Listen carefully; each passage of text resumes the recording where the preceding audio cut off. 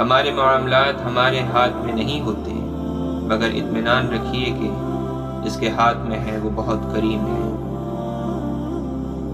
دعا بہت کم اللہ کی حکمت کی وجہ سے قبول نہیں ہوتی، یہ اکثر ہماری غلط حکمت عملی کی وجہ سے قبول نہیں ہوتی۔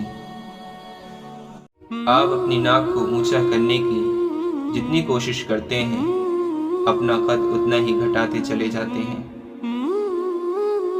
دکھی آدمی اللہ سے دور نہیں ہوتا، اللہ سے دور صرف مایوس شخص ہی ہوا کرتا ہے، اس لیے اپنے دکھوں کو کبھی مایوسی میں نہ بدلنے دیں۔ زندگی میں بڑی کامیابی وہی لوگ پاتے ہیں جو چھوٹی کامیابی سے آغاز کرتے ہیں۔ جو لوگ بڑی کامیابی سے آغاز کرنا چاہتے ہیں، ان کے حصے میں چھوٹی کامیابی بھی نہیں آتی۔ جب بھی دعا مانگو، اپنی اوقات دیکھ کر نہیں بلکہ اپنے رب کی شان دیکھ کر مانگو۔ میں نے کہا تھک چکا ہوں، جواب آیا لا تقنطوا من رحمت اللہ، خدا کی رحمت سے نا امید نہ ہو۔ جو کسی کا برا نہیں چاہتے ان کے ساتھ کوئی برا نہیں کر سکتا، یہ میرے رب کا وعدہ ہے۔ میں تیری رحمت سے بالکل مایوس نہیں ہوں یا اللہ، بس مجھے میری ہر آزمائش میں کامیابی عطا فرما دے۔ رب سے کہہ دینے میں جو سکون ہے وہ کسی سے کہنے میں کہاں۔ اپنے سے اچھے کو تلاش کر، اپنے جیسے کے ساتھ تو عمر ضائع کرے گا۔ نصیب کیسا بھی ہو، نماز اور قرآن سے مدد لے کر اللہ سے جو مانگو ضرور ملتا ہے۔ دعاؤں کا رنگ نہیں ہوتا، مگر جب یہ رنگ لاتی ہیں تو زندگی میں رنگ بھر جاتے ہیں۔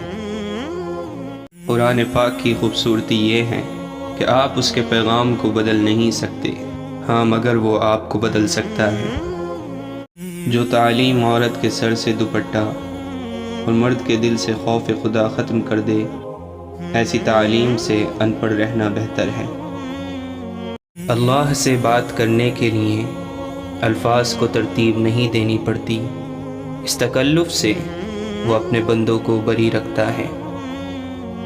کتنی دلچسپ بات ہے نا، سمندروں کا مالک بس ایک آنسو سے محبت کرتا ہے۔ میں نے مشکل وقت میں صرف اپنے رب کو اپنے ساتھ مخلص پایا، اس کے در پہ سکون ملتا ہے، اس کی عبادت سے نور ملتا ہے۔ جو جھک گیا اللہ کے سجدے میں، اسے کچھ نہ کچھ ضرور ملتا ہے۔ ہاتھ کی لکیروں پہ نہیں بلکہ ہاتھ بنانے والے رب پہ یقین ہونا چاہیے۔ جنت وہ واحد شاندار جگہ ہے جہاں جانا تو سب چاہتے ہیں مگر جلدی کسی کو نہیں۔ اصل توکل یہ ہے کہ آدمی اللہ کے سوا کسی سے امید نہ رکھے۔ جس نے اپنی قدر و منزلت پہچان لی وہ کبھی برباد نہ ہوگا۔ میں نے کہا بہت گناہ گار ہوں میں، جواب آیا ان اللہ هو التواب الرحیم، بے شک اللہ توبہ قبول کرنے والا مہربان ہے۔ چن لے مجھے بھی اپنے سجدے کرنے والوں میں اے اللہ، کب تک بھاگتا رہوں گا تجھ سے تیری ہی دنیا سے۔ عزت جب عزتوں کے مالک نے دی ہو تو کسی کے برا چاہنے سے کیا فرق پڑتا ہے۔ کبھی آنسو کبھی سجدے، کبھی ہاتھوں کا اٹھ جانا، انسان جب ٹوٹ جاتا ہے تو اللہ بہت یاد آتا ہے۔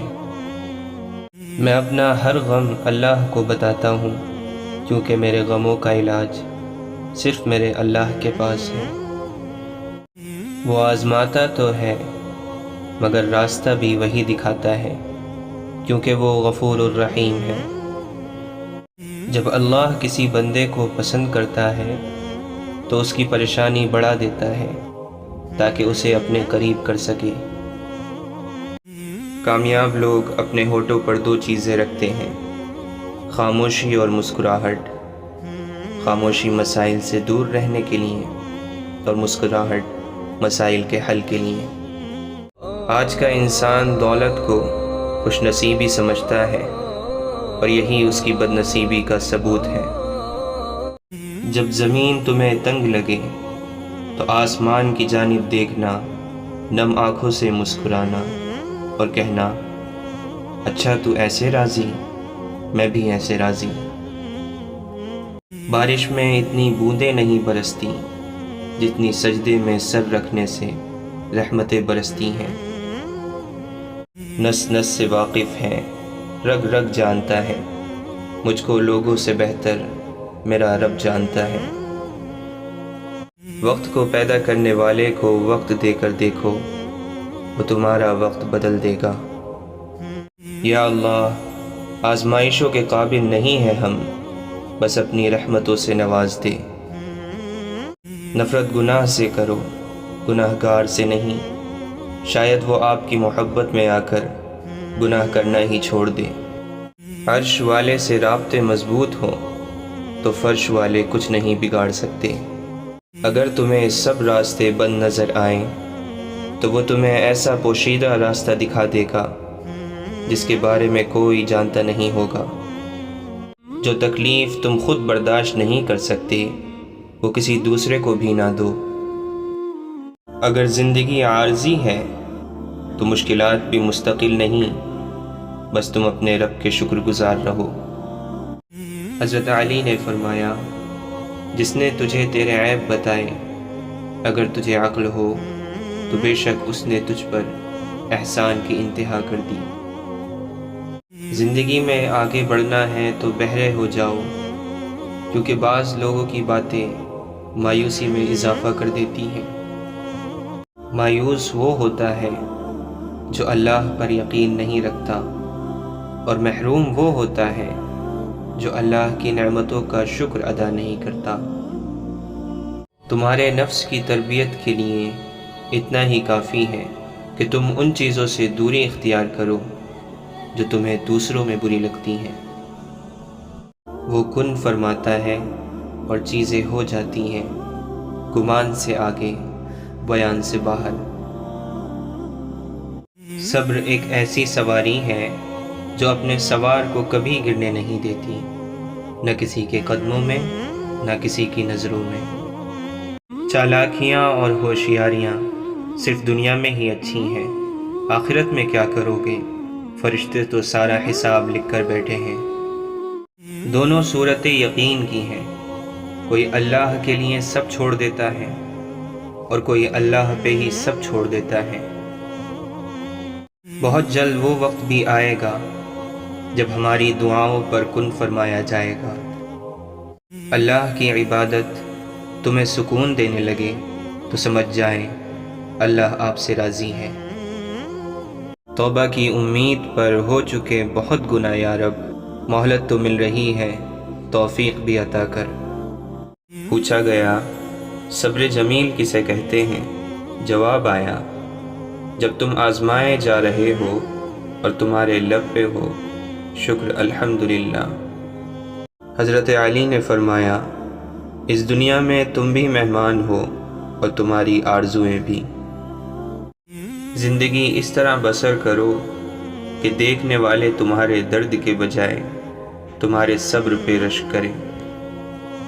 اپنے نقصان پر ہرگز غم زدہ نہ ہوا کریں، کیونکہ اللہ آپ سے اس وقت تک کچھ واپس نہیں لیتا جب تک اس سے بہتر آپ کو عطا نہ کرے۔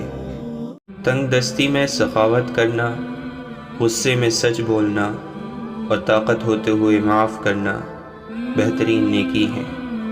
اگر تم اس وقت مسکراتے ہو جب تم پوری طرح ٹوٹ چکے ہو تو یقین جانو دنیا میں تمہیں کوئی بھی توڑ نہیں سکتا۔ صبر کی دو صورتیں ہیں، جو ناپسند ہو اسے برداشت کرنا اور جو پسند ہو اس کا انتظار کرنا۔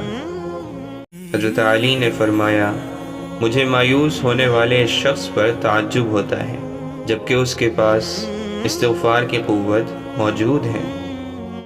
حضرت علی نے فرمایا، انسان کے جسم کا سب سے خوبصورت حصہ دل ہے، اگر یہی صاف نہ ہو تو چمکتا چہرہ کسی کام کا نہیں۔ حضرت علی نے فرمایا، دوست کی غلطی ریت پر لکھو تاکہ پانی اسے مٹا دے، اور دوست کے احسان پتھر پر لکھو تاکہ کوئی اسے مٹا نہ سکے۔ حضرت علی نے فرمایا، دنیا بدترین ہوتی جا رہی ہے، برے لوگوں کے زیادہ ہونے کی وجہ سے نہیں بلکہ اچھے لوگوں کی خاموشی کی وجہ سے۔ کبھی تم دوسروں کے لیے دل سے دعا مانگ کر دیکھو، تمہیں اپنے لیے دعا مانگنے کی ضرورت نہیں پڑے گی۔